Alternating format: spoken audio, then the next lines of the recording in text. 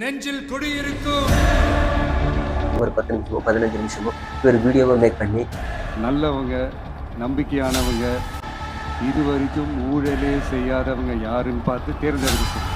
நிச்சயமா ஒவ்வொரு தொகுதிக்கும் சுற்றுப்பயணம் போறாரு. அதை பத்தி தெரிஞ்சாலும் அவரோட கருத்துக்கள் அவங்களுக்கு தெரியுமான்னு கேட்டால் ஒவ்வொரு கிராமத்துலையும் ஒவ்வொரு வீட்லையும் ஒவ்வொரு தெருவிலையும் போய் தெரியறது கொஞ்சம் கஷ்டம் தான்.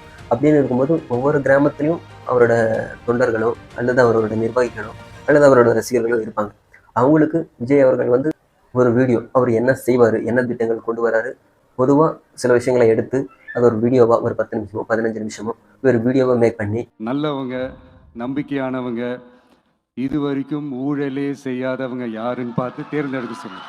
அது ஒவ்வொரு கிராமங்களுக்கும் ஒவ்வொரு நிர்வாகிகளுக்கும் அனுப்பிவிட்டு அவங்களோட அந்த கிராமத்தில் வார்டு நம்பராக தலைவராக அந்த தொகுதியில் எம்எல்ஏ யார் யார் நிற்க போகிறாங்களோ அவங்களோட ஒரு சின்ன கிளிப் அந்த வீடியோ கூட சேர்த்து அவங்க அந்த கிராமத்தில் அந்த தொகுதியில் என்னென்ன முக்கியமாக பேசிக்ஸ் என்ன தேவையோ என்ன இன்னும் கிடைக்கலையோ எல்லாருக்கும் நல்லது நடக்கிறது தானே அரசியல், அதெல்லாம் நிச்சயமாக கொண்டு வருவோம்ன்றதை பற்றி பேசி ப்ரொஜெக்டர் அல்லது எல்லார் வீட்லேயுமே அந்த ஸ்மார்ட் டிவி இருக்கும், எல்இடி டிவி. அந்த எல்இடி டிவியில் கனெக்ட் பண்ணி ஒவ்வொரு வீட்டுக்கும் போயிட்டு சொல்லி இந்த மாதிரி தமிழக வெற்றி கழகத்தின் தலைவர் நம்மளோட ஊருக்கு என்ன செய்ய போகிறாருன்றதை பற்றி ஒரு வீடியோ அனுப்பி விட்டுருக்காரு.